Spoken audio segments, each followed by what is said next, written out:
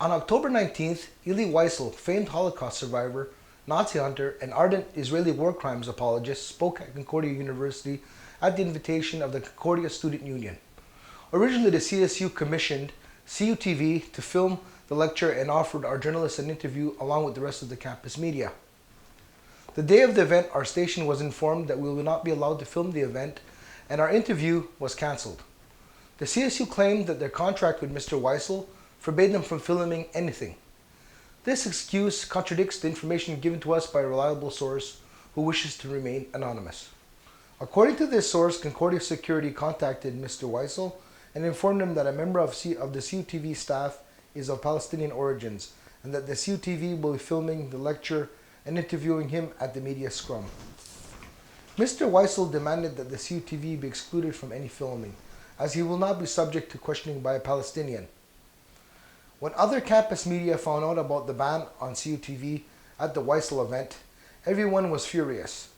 The Link news editor, Christopher Curtis, offered our team to film their interview with Mr. Wiesel.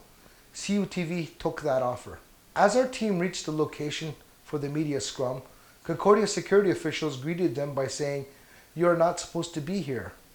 CSU VP External and Projects Adrian Severins was called to the scene by its security. Mr. Severins was informed he had no choice as the Link had assigned us to film their interview. Mr. Severins demanded that the CUTV not ask any questions of Mr. Wiesel.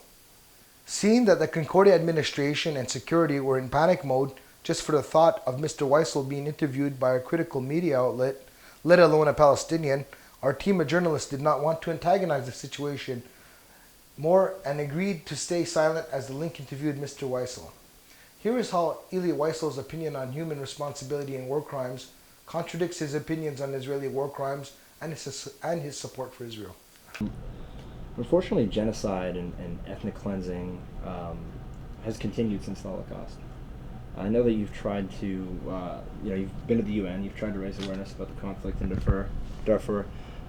Do you ever get discouraged by the inaction of the global community? No, I get angry. Absolutely angry, but not discouraged. That means if I get discouraged, what good would it do to the victims? And they are the center of my activities, of my obsession with justice and compassion. No, not discouraged. Rwanda is actually a mark of shame on the United Nations and the world. At that time, I remember I was in France, 1994, and I went to the President Mitterrand, who was a friend of mine at that time, and I said about Rwanda, because we had the first thing. We knew it was coming. The UN knew it was coming. Kofi Annan knew it was coming, and he was there. They had not United Nations, but the UN force. They all knew it was coming, and they did nothing. So the lesson is, do something. The moment the first reports arrive, do something. That's the only lesson, the most urgent lesson of all. Why is there this reluctance in the international community to get involved, to do something, to take action? Laziness and cowardice. And also because they always believe that there is somebody else who will do it. Why should they get involved when somebody else should? It's very, very simple. The Europeans say America should do it. Americans say it's a European story, let them do it. In the meantime, tens of thousands of people are being killed. Unfortunately, his critique of war crimes and human responsibility stopped short when the crimes were committed by Israel. In 2009, the United Nations Human Rights Council commissioned Jewish South African judge Richard Goldstone to investigate the 2008 Israeli war on Gaza. The Goldstone Report found that Israeli occupation forces deliberately targeted civilians and committed numerous war crimes and crimes against humanity. Here's what Mr. Wiesel had to say when questioned about his opinions on the report. What are your feelings on the 2009 UN report on the conflict in Gaza? I don't accept it because I know Goldstone, I know the judge. I think the mandate that gave him the task is the wrong mandate. I know that council, the Council on Human Rights, is totally anti-Semitic. Council from A to Z. And therefore, I don't accept it. Mr. Wiesel wanted an investigation only of Palestinian resistance and not of Israeli crimes. For him, Israel is above the law. In April, as the latest round of the so-called peace process was set to begin, Mr. Wiesel took out ads in major U.S. newspapers stating the following, quote, "For me, the Jew that I am, Jerusalem is above politics. It is mentioned more than 600 times in Scripture, and not a single time in the Quran. This is an outright lie designed to belittle native Palestinians' attachment to the third holiest site in Islam." The ad reads on that Jerusalem, quote, "belongs to the Jewish people," and, quote, "Jerusalem must remain the world's Jewish spiritual capital." In April, actually, sorry, you took out an ad with the New York Times and the Washington Post emphasizing the Jewish right to Jerusalem.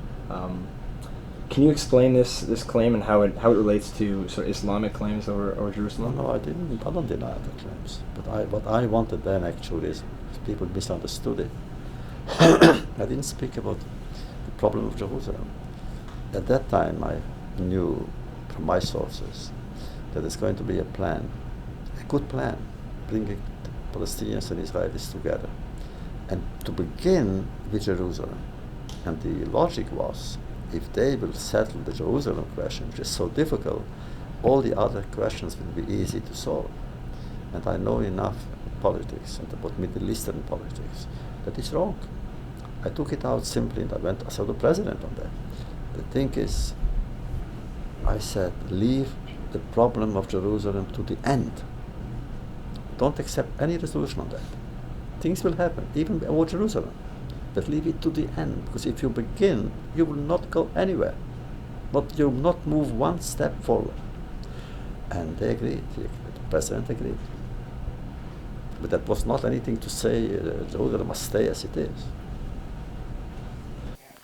For Mr. Wiesel, we are all equal, but some people are more equal than others, and only he can assign who deserves human rights and their protection.